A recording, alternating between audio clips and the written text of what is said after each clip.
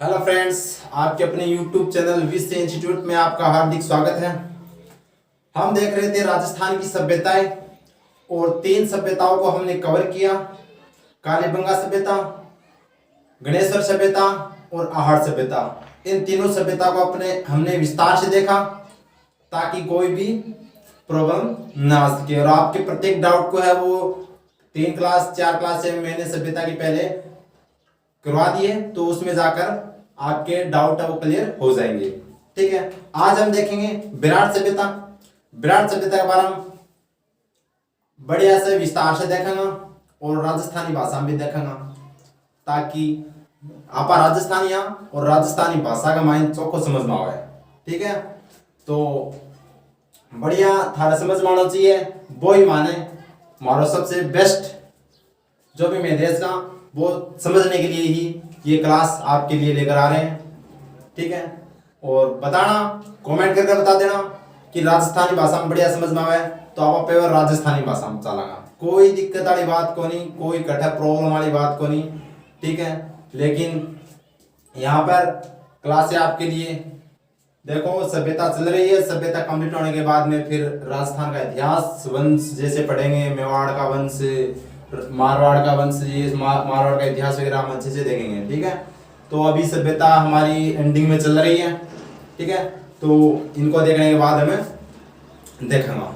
तो अब थाने बेरो होना चाहिए क्या विराट सभ्यता घटा है, तो विराट सभ्यता सन बेरो है। विराट सभ्यता जयपुर में है। गुरुजी बोलो थाने गए बेरो क्या, देखो पहली जनपद होया करता, क्यों होया करता जनपद। जनपद के अंदर एक अपने राजस्थान के अंदर मत्स्य जनपद की राजधानी। ठीक है, मत्स्य जनपद मत्स्य था, उसकी राजधानी क्या थी, विराटनगर थी।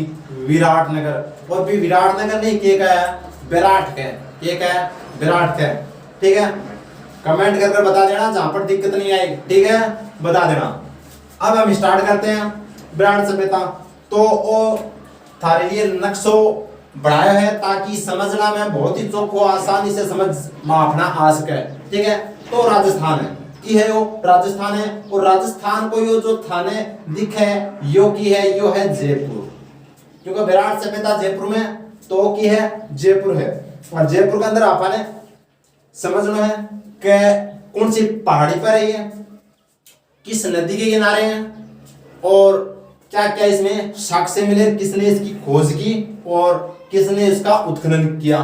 खोज के बारे में, उत्खनन के बारे में बता दियो। जो पहली बार देखा है बिनी का खोज करता, और जो खुदवाई करवाया वो ये हुआ ठेकेदार जो बिन का उत्खनन करता।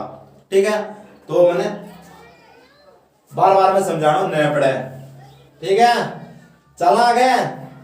ठीक है, अब देखो आज जयपुर में है, तो जयपुर के अंदर एक क्या है, पहाड़ी है। यह अटकियर है, जयपुर में पहाड़ी है। यह पहाड़ी, ये पहाड़ी क्या बोला है, विराट की पहाड़ियां। क्या कहते हैं इसको, विराट की पहाड़ियां कहते हैं।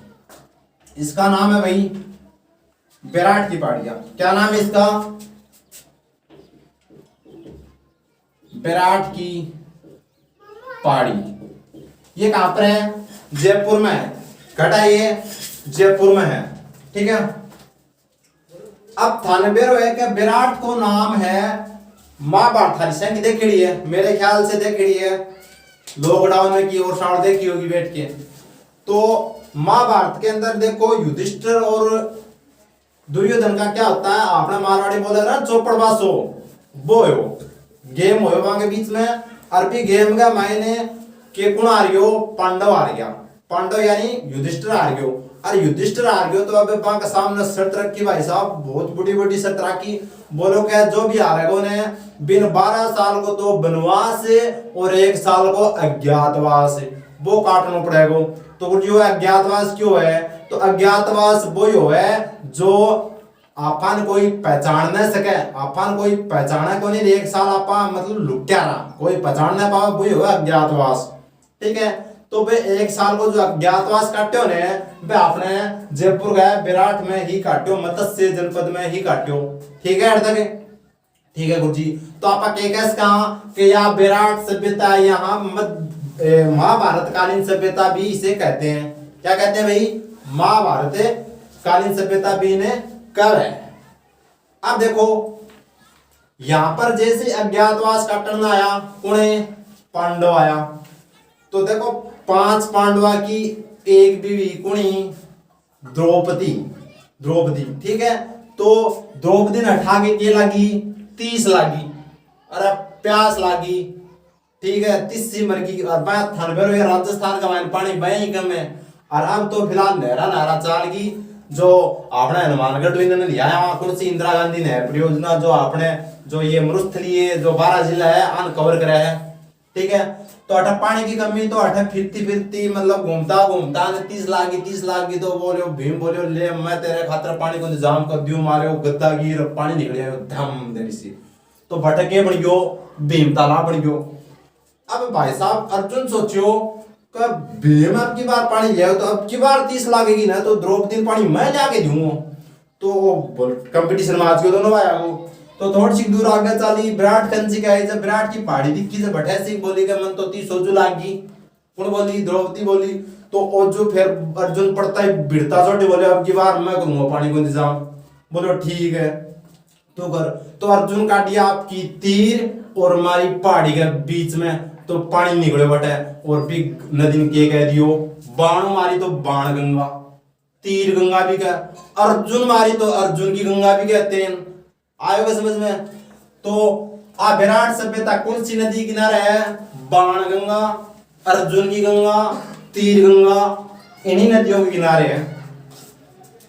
कमेंट करके जरूर बताना समझ में आवे तो, और नहीं आवे तो भी बताना, और बढ़िया तरीको देखेंगे आप।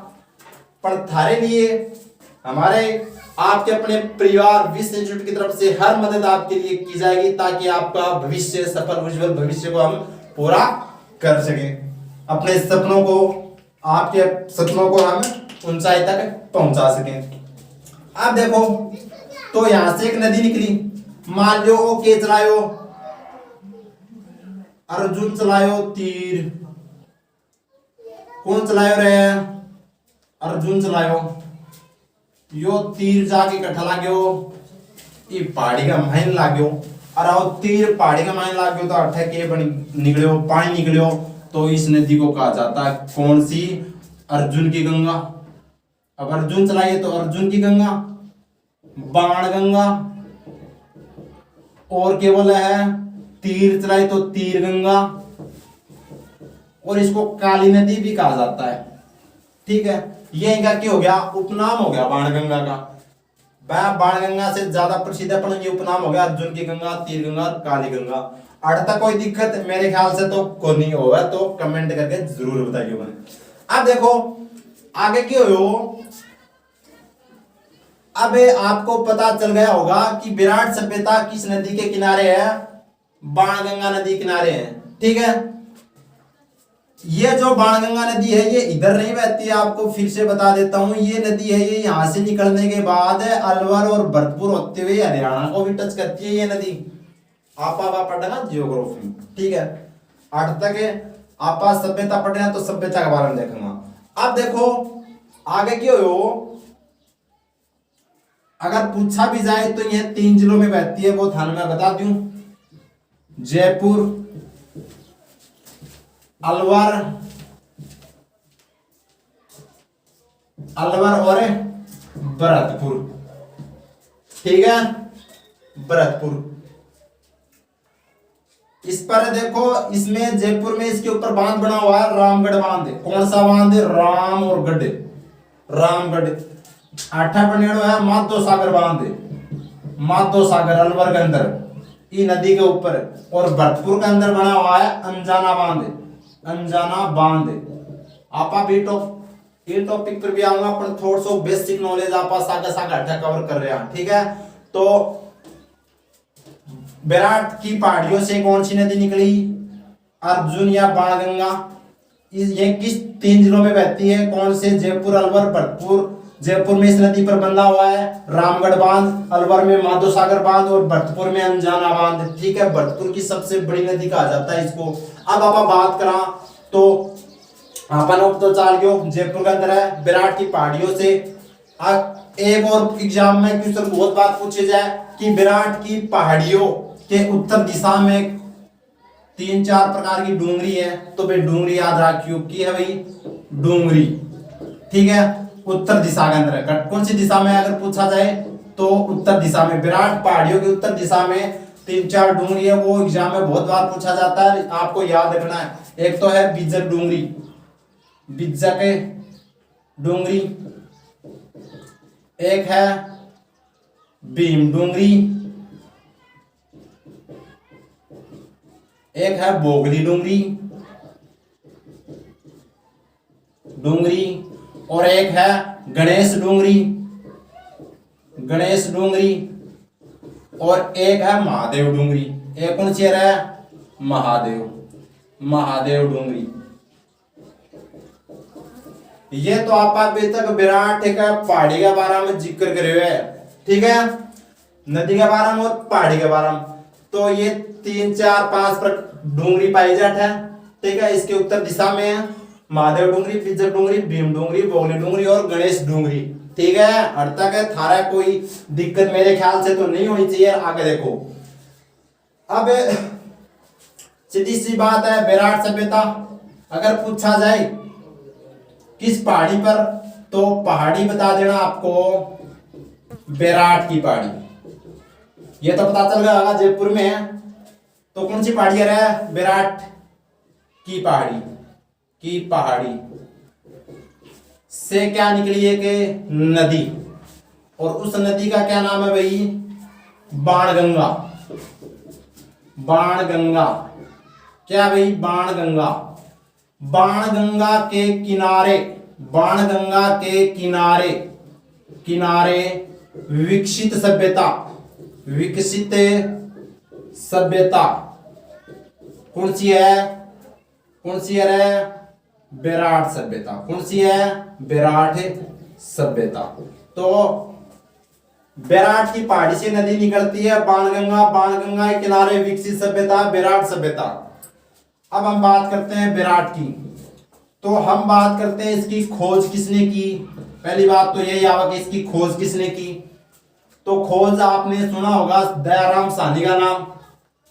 कौन है? बहादुर दयाराम साहनी, दयाराम साहनी, दयाराम साहनी, ठीक है। दयाराम साहनी से इसकी खोज की, योग के खोजकर्ता। और कद करी रहे? अरे तो यो करी 1936 ईस्वी में। कब करी? 1936 ईस्वी के अंदर इसकी खोज कर दी। तो गुरुजी बोले बताओ तो माने इनकी खुदवाई कद हुई, तो समझो आपने इसकी खुदवाई देख लो। उत्खनन करता पुना, उत्खनन करता, उत्खनन करता, तो उत्खनन करता कौन हाएगा? दो व्यक्ति हा। कौन हा? दो व्यक्ति अठा बता दो था। एक तो कैलाशनाथ दीक्षित, कैलाश नाथ दीक्षित, दीक्षित, और एक हो नील रतन बनर्जी। कौन हो? नील रतन बनर्जी। तो गुरुजी बताओ यार खोज कद करी? यानी खोज तो आपने कर दी 1936 में, पर इनकी खुदवाई उत्खनन करता कद इसका उत्खनन हुआ था? तो याद रखियो इसका जो उत्खनन हुआ था वो 1961 से लेकर 71 तक है। वो 10 वर्षों तक इसकी क्या चली? खुदवाई चली, ठीक है। तो इसके उत्खननकर्ता कैलाशनाथ दीक्षित और नीलरतन बनर्जी थे, जिन्होंने 1961 से 71 तक इसकी खोज की थी। दयाराम साहनी उत्खनन किया था, और खोज दयाराम साहनी ने 1936 में की थी।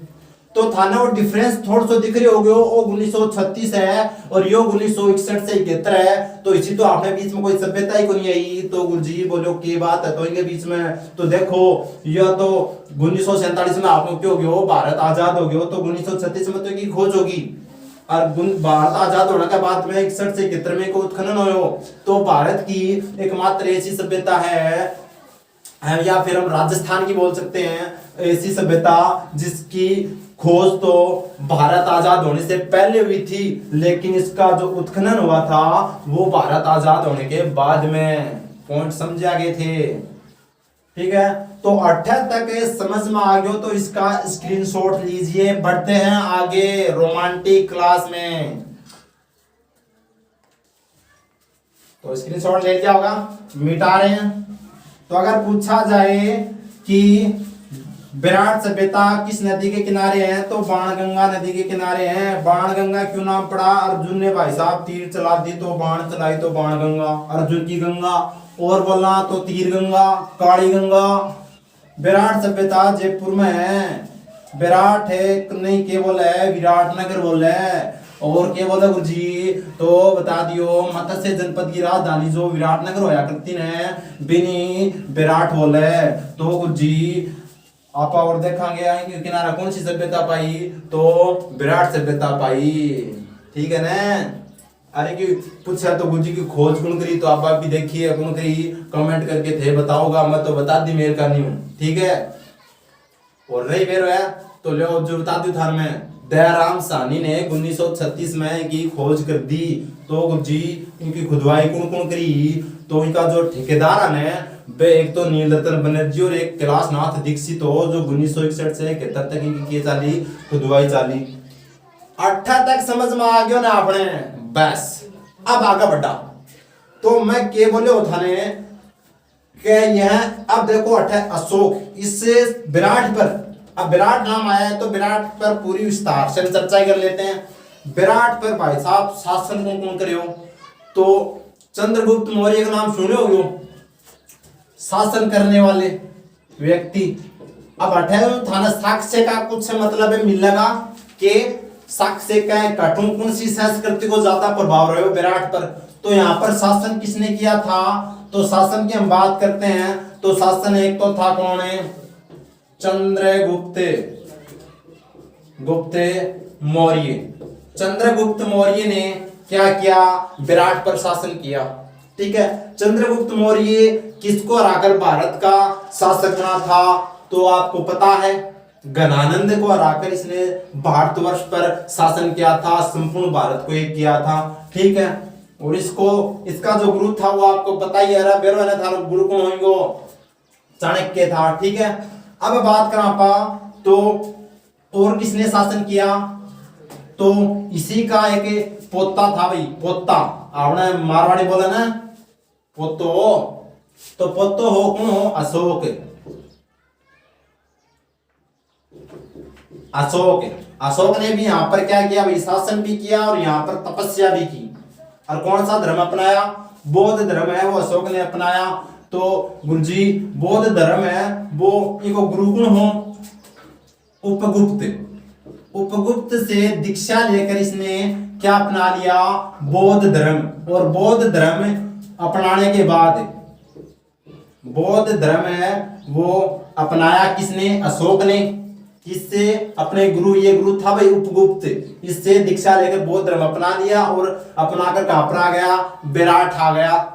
18 चालियो बौद्ध धर्म की तपस्या चाली की। ठीक है? अब देखो आगे और शासन कौन करे हो? एक मीनांडर नाम सुने होगे, मीनांडर। ठीक है? यो भी 18 पहलो और यो दूसरो शासक हो, यो तीसरो शासक हो जो विराट पर शासन करे हो। और ओके हो यो हिंद यूनानी शासक था। ये कौन सा शासक था भाई? हिंद यूनानी शासक था ये। ठीक है? और सर्वप्रथम भारत में सोने की जो मुद्रा चलाई थी वो किसी को माना जाता है? मीनांडर को माना जाता है। यानी कि सर्वप्रथम भारत में सोने की मुद्रा का जो चलन हुआ था ना वो किसके काल में हुआ था? इसी के काल में हुआ था। ठीक है? और तक चौथो समझ में आ गया होगा। और चौथो और देख लो तो फिर चौथो शासक हो एक हुण शासक हो। ठीक है? हुण शासक था भाई। और इसने भी यहां पर शासन किया था। और इसी को तो 4 शासक हो गया, चंद्रगुप्त, अशोक और मीनांडर और एक हुण शासक हो। हुण शासक कौन हो वो थे? कमेंट करके मैंने वो जरूर बताओगा। ठीक है? अब देखो, तो ये क्रिया शासन। अब यहाँ पर चंद्रगुप्त मौर्य ने भी किया, अशोक ने भी किया, इन्होंने बौद्ध धर्म अपनाया, तो यहाँ पर जो साक्ष्य मिलेंगे वो बौद्ध धर्म से संबंधित मिलेंगे। ठीक है, बौद्ध धर्म से संबंधित साक्ष्य मिलेगा अपन विराट पर। हाँ, अब देखो, तो और पूछा, तो जो अशोक का जो शासक था, वो गुरु था, वो कौन था भाई? उपगुप्त था। और उपगुप्त से इसने क्या ली? दीक्षा, शिक्षा जो भी ली बोली, और के अपना लियो? बौद्ध धर्म अपना लियो, बौद्ध धर्म। ठीक है, और फिर वो कठा गयो, विराट में आ गयो।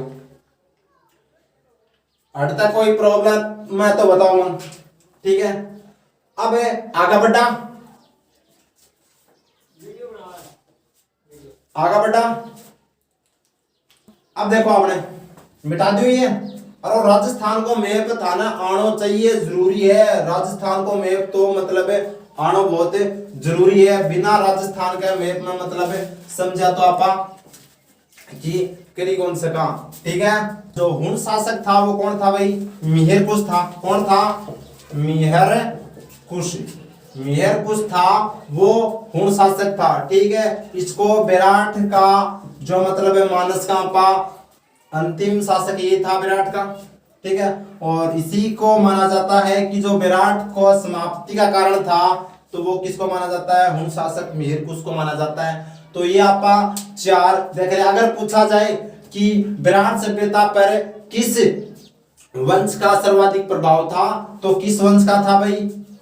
और अगर धर्म के बारे में पूछे जाए तो बौद्ध धर्म का सर्वाधिक प्रभाव मिला है विराट पर। बौद्ध धर्म का सर्वाधिक प्रभाव देखने को मिलता है। ठीक है, देखने को मिलता है। और मौर्य वंश का भी प्रभाव है, वो अच्छा रहा है। यहाँ पर स्क्रीनशॉट लीजिए और फिर आगे बढ़ते हैं। मिटा दूंगे, चौको चौको समझ मारे ना। तो देखा आपा अटैक के साक्ष्य मिला। ठीक है, तो साक्ष्य और देख लें साक्ष्य। तो क्या क्या साक्ष्य यहां से हमें प्राप्त हुए वो भी हम देखेंगे। तो पहली बात, अशोक ने यहाँ पर क्या की भाई? बुद्ध मठ की स्थापना की। यहाँ पर क्या मिले साक्ष्य? अशोक के द्वारा स्थापित बुद्ध मठ, बुद्ध मठ, या उसको स्तूप भी बोल सकते हैं, स्तूप मिला। ठीक है, और साक्ष्य के मिलो, और साक्ष्य आपा कैसका के बुद्ध की प्रतिमा मिली। बुद्ध की प्रतिमा मिली। और ये जो प्रतिमा है, ये भारत में सबसे प्राचीन प्रतिमा हम कह सकते हैं। ठीक है, भारत बुद्ध की सबसे प्राचीन प्रतिमा कह सकते हैं। भारत में बुद्ध की सबसे प्राचीन प्रतिमा थी। ठीक है, आगे चला। तो देखो तीसरा नंबर, अशोक के द्वारा स्थापित बुद्ध मठ मिला। बौद्ध मठ भी बोल सकते हैं हम इसको, बौद्ध मठ या बुद्ध मठ। और बुद्ध की प्रतिमा मिली। और बुद्ध की सबसे प्राचीन प्रतिमा हम बोल सकते हैं भारत में कट मिली रहे, अपने विराट में मिली, जयपुर में है विराट है। ठीक है, इसके उत्खननकर्ता बता दो कमेंट करके। और हम क्या कह सकते हैं, यहाँ पर एक भाब्रू शिलालेख मिला। क्या मिला भाई? भाब्रू शिलालेख, शिलालेख, भाब्रू शिलालेख मिला। ये आपके लिए बहुत ही मोस्ट इंपोर्टेंट है, थारे लिए बहुत ही चोखो चोखो याद करना को बढ़िया टॉपिक है ओके। भाब्रू शिलालेख, तो इसके बारे में क्वेश्चन के पूछा है एग्जामिनर कि भाब्रू शिलालेख किस सभ्यता से प्राप्त हुआ, तो ब्राह्मण सभ्यता से प्राप्त हुआ।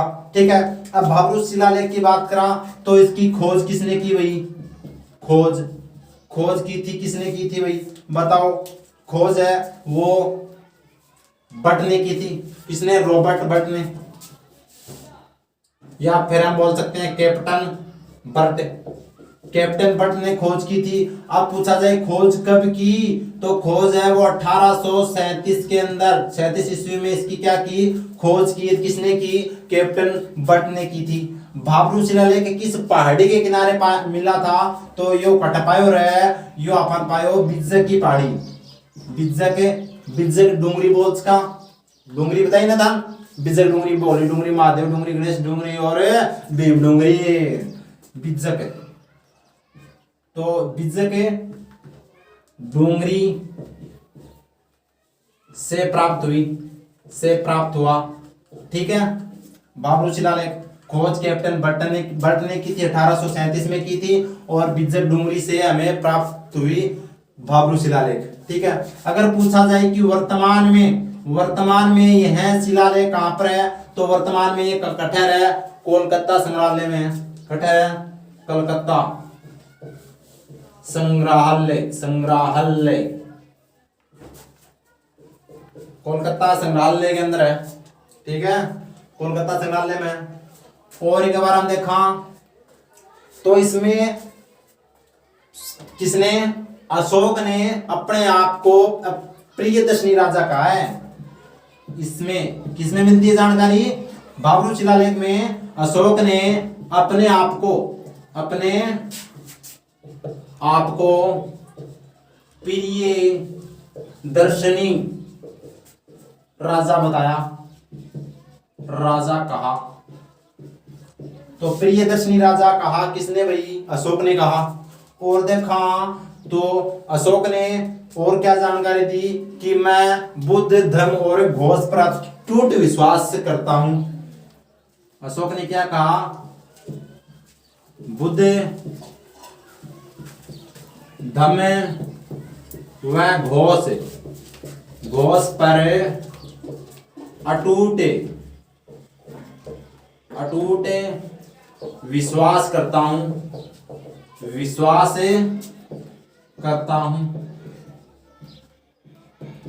ठीक है, तो ये साक्ष्य अपन मिल रहे हैं। और के मिलो भाब्रू शिलालेख जो अपने लिए मोस्ट इंपोर्टेंट है, जिसकी खोज कैप्टन बट ने 1837 में की थी, किस बिज्जक डूंगरी से प्राप्त हुई थी, वर्तमान में कलकत्ता संग्रहालय में। अशोक ने अपने आप को इसमें क्या बताया, प्रियदर्शनी राजा बताया।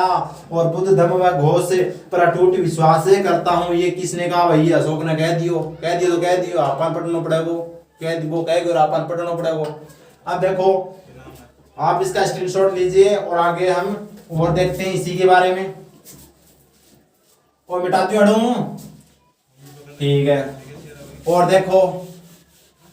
देखो आपने देखता जाओ थे, भाब्रू शिलालेख चाल रहे हो आपने, कौन सा चाल रहे हैं, भाब्रू शिलालेख चाल रहे हैं। अगली लाइन यहाँ पर देख रहे हैं, तो समझ गया होगा, हटा देखा। तो यहाँ पर और क्या अगर पूछा जाए कि यह इसकी भाषा कैसी थी, तो भाषा कैसी थी भाई, प्राकृत भाषा थी, प्राकृत भाषा भाब्रू शिलालेख की। और पूछा जाए कि इसकी लिपि कैसी थी, तो इसकी जो लिपि थी वो ब्राह्मी लिपि थी। कौन सी लिपि थी भाई, ब्राह्मी। ठीक है, और इसकी जानकारी कहां से मिलती है, ग्रंथ था। ठीक है, जानकारी के स्रोत हम कह सकते हैं, जानकारी के स्रोत। और जानकारी का स्रोत के क्या, एक तो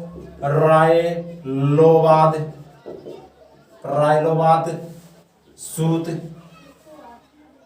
ये क्या जानकारी का स्रोत था। आप ग्रंथ भी बोल सका, ग्रंथ में भाब्रू शिलालेख के अपन की मिली रहा जानकारी मिली, रायलोवाद।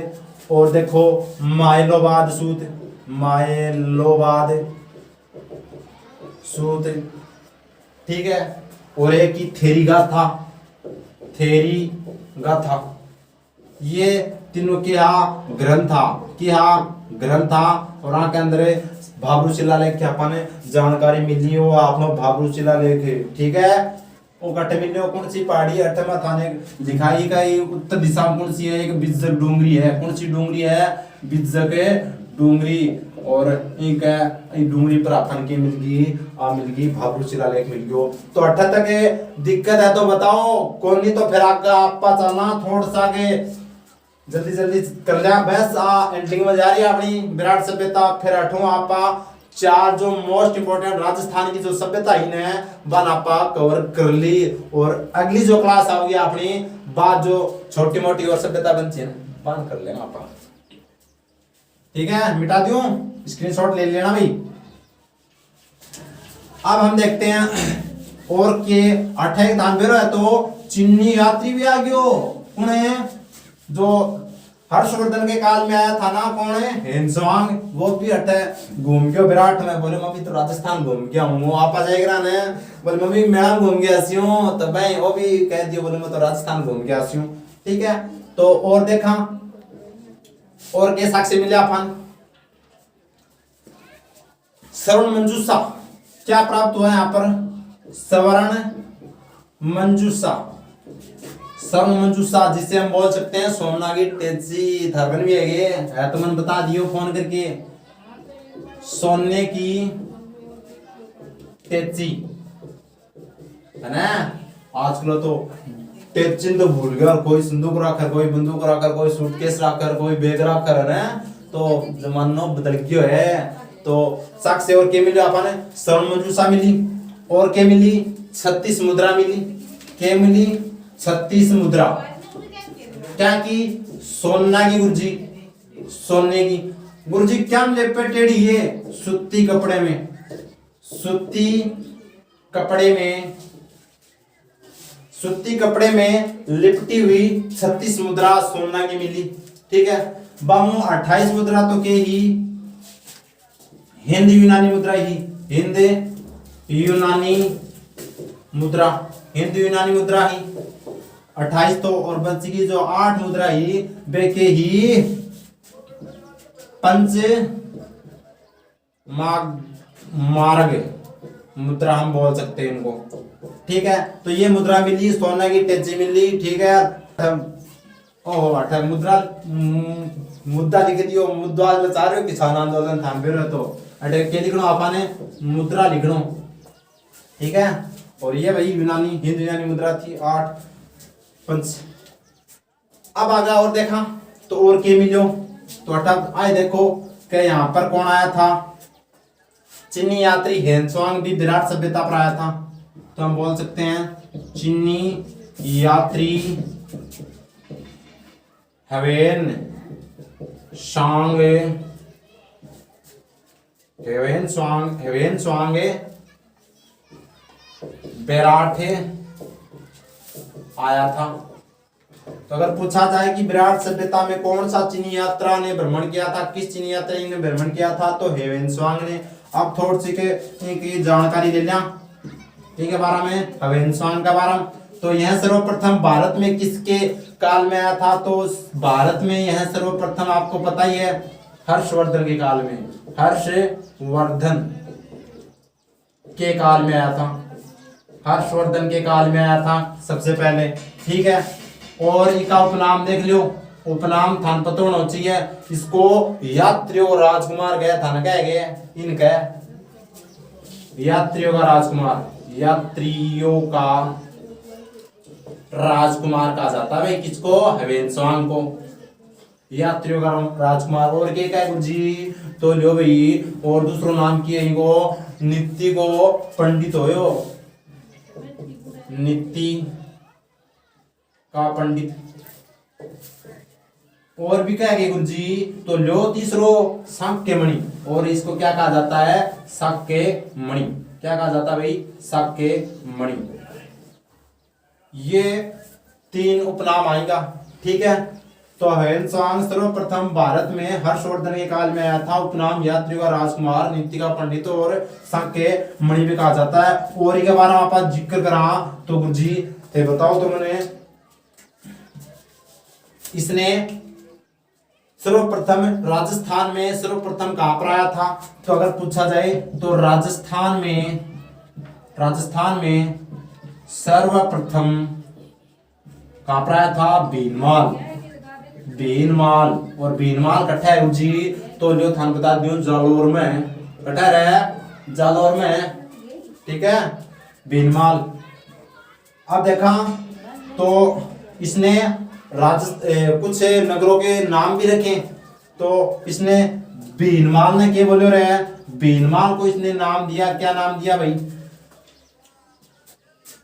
और इसको भीनमाल को ये कहता है, भीनमाल को क्या कहता है भाई? बोलो मोलो। ये भाई चीनी भाषा है। अरे चीना बोला ये पोलो मोलो। भीनमाल को इसने पोलो मोलो नाम दिया। अगर पूछा कि गुरुजी विराट ने कह दियो तो विराट को इसने क्या कहा? विराट को इसने कहा पायरू। तो गुरुजी भारत ने क्या बोल गयो यो? तो देखो भारत ने क्या बोल गयो, देखो कितो बड़ो नाम बोल गयो है, शर्म ही बनी। क्या बोल गयो? चिचिंचू। लो आपने तो टाट पकड़े कही गिरा चिचू भारत ने कहे श्रम को नहीं मर जाना है ना। तो ये अपना के हाँ साख से हाँ, ठीक है। तो आपने विराट से पिता ही समझ में आई तो वीडियो लाइक जरूर करियो और चैनल पर पहली बार आया उन्हें तो सब्सक्राइब करना न भूले और हमारे टेलीग्राम से भी जुड़ जाना, जो आपकी इस वीडियो के डिस्क्रिप्शन में टेलीग्राम लिंक मिल जाएगी, ठीक है। अर्थ तक ठीक है। और आप देखा तो एक और इसमें विराट की जानकारी किसमें मिलती है? एजुकेशन ऑफ विराट, जो किसकी पुस्तक है? एक जी क्वेश्चन ऑफ विराट, जिसका अर्थ क्या होता है भाई? विराट का उत्खनन। और ये पुस्तक किसकी है भाई? दयाराम साहनी की है, दयाराम साहनी, ठीक है। इसमें विराट की जानकारी मिले तो अर्थ तक समझ में आ गई होगी। विराट में मेरे ख्याल से कोई दिक्कत को नहीं। आगे पढ़ेगा जो छोटी मोटी और सभ्यता बच गई राजस्थान की वे हम देखेंगे नेक्स्ट वीडियो में, नेक्स्ट क्लास में। और जय हिंद, जय भारत।